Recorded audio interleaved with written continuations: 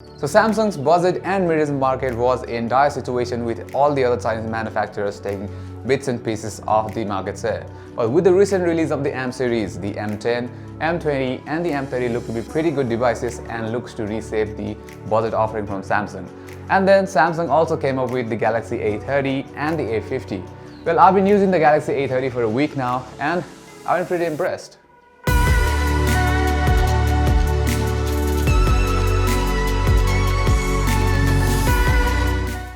Well, this phone looks really good, especially from the back. The back looks like glass, but actually it's plastic. You get these intricate patterns in the back and it looks really cool. While the glossy back and sides look good, it also attracts fingerprints and smudges pretty easily. Well, this phone is fairly slim and the grip is also quite adequate, but of course the phone is just too big to handle with a single hand. On the front, it has a U-style notch with slim borders all around the screen, but the chin is slightly thick. However, it's not an eyesore.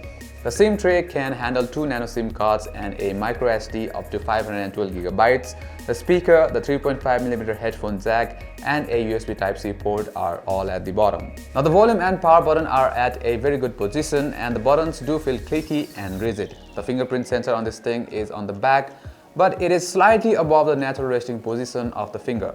But the fingerprint recognition is quite quick and consistent all the time.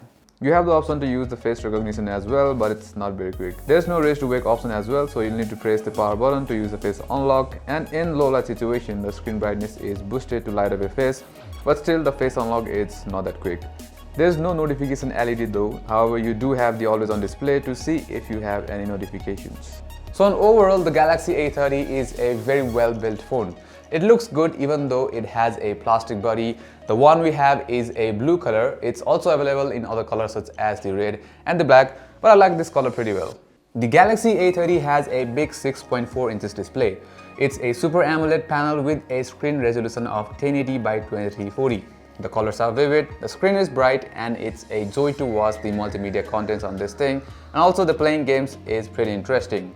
As for the protection, it uses Corning Gorilla Glass 3, which is pretty resilient to scratches. Now on to more hardware, the A30 is powered by the same processor as the Galaxy M30, the Exynos 7904, except that we get 4 gigs of RAM and 64 gigs of internal storage. Well, the Galaxy A30 turned out to be a good performer when using the usual social media apps and entertainment apps like Instagram, Facebook, YouTube and Spotify. But it's not the most fluid experience though, as there are always a bit of lag in some part of the UI. Specifically, I found this while using Play Store and also sometimes while doing as basic as moving to the big screen and accessing the recent apps menu. The Exynos 7904 does a decent job with games. It won't run the heavier titles at max settings, but Asphalt 9 Legends and PUBG will run pretty smooth if you drop the graphics slightly. As you can see here, I'm playing PUBG in max settings and it's not looking that smooth, but after dropping the settings, you can see that it's much better and much smoother. While the Asphalt 9 runs better than the PUBG, you don't need to necessarily drop the graphics settings, but it will be much smoother if you do. However, the audio output from the speaker is not that good though. It is loud enough if you are in a quiet room and watching YouTube, and listening to some music won't be a problem, but the audio quality is kind of thin. It does not have that warm and dense kind of feeling to it, so yeah, definitely the speaker is not that good. Now something that Samsung has really done well is the OneUI. A30 runs on OneUI on top of Android Pie, and with the OneUI you get these big icons, which is better for one-hand usability and they look better than the Experience UI. You get the option to access notification with a single swipe down on the home screen, some nifty fingerprint gestures features and double tap to wake. There's no lift to wake feature though, but the availability of the always on display kind of makes up for it. Well, the software has really come a long way with the OneUI. Now on to the camera department, the A30 has a 16 megapixel primary camera with f1.7 aperture and a secondary 5 megapixel wide angle camera on the rear. The camera app offers scene optimizer just like the new S10s. It detects a scene and tries to adjust the exposure and colors. Also, it enables night mode in low light conditions, but most of the time all it does is boost the color, which might not be what you want every time. The daylight shots with the primary camera turned out quite decent, and with the wide angle sensor you can even capture some really nice landscapes and get more of anything in the frame. But with the wide angle you will also get a bit of distortion and the details aren't as good as when shooting with the main sensor, as the wide-angle sensor does not have the autofocus. Well, the low-light shots were not that impressive as well. The pictures were blurry and lacked good details. Noise was suppressed quite well, but on overall, photos taken in low light were quite average, and it gets worse with the wide-angle sensor in low light. Now you do get the typical camera modes such as the panorama, pro mode, live focus, super slow-mo and slow-mo. Well, with the live focus, you can adjust the level of background blur before and after taking the shot. The edge detection is quite good and the pictures turn out nice during daylight, but I cannot say the same for low light situations. Now in terms of video, it can only capture up to 1080p 30 fps.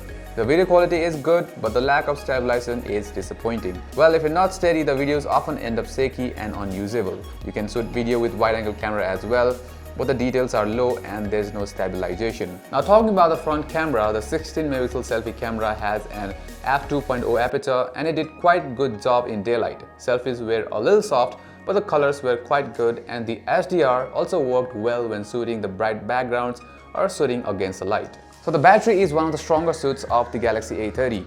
The huge 4000 mAh battery in a day-to-day usage will last you a full day easily, and you can even push it to 1.5 days if you're not that avid user of a smartphone. Well, in case of charging, you can get from 0 to 70 in about 70 minutes, 60 to 70 minutes, but it will take you 1 hour and 50 minutes to get a full charge from 0 to 100. So what I think is that Samsung Galaxy A30 is a good phone. It looks good, has a good build quality, great battery, it's an average performer and has an average camera. So if you're looking for a phone that looks good, has a good build quality and has a good battery, then the A30 will do just fine. But if you're looking for more performance, then you should definitely look somewhere else.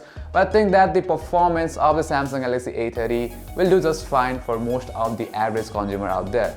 But the A30 costs you 28,490, whereas you can get the Galaxy A50 for 33,490, which looks better, has more cameras, an in-display fingerprint sensor, and also has a better processor. But still, the A30 is also a good phone.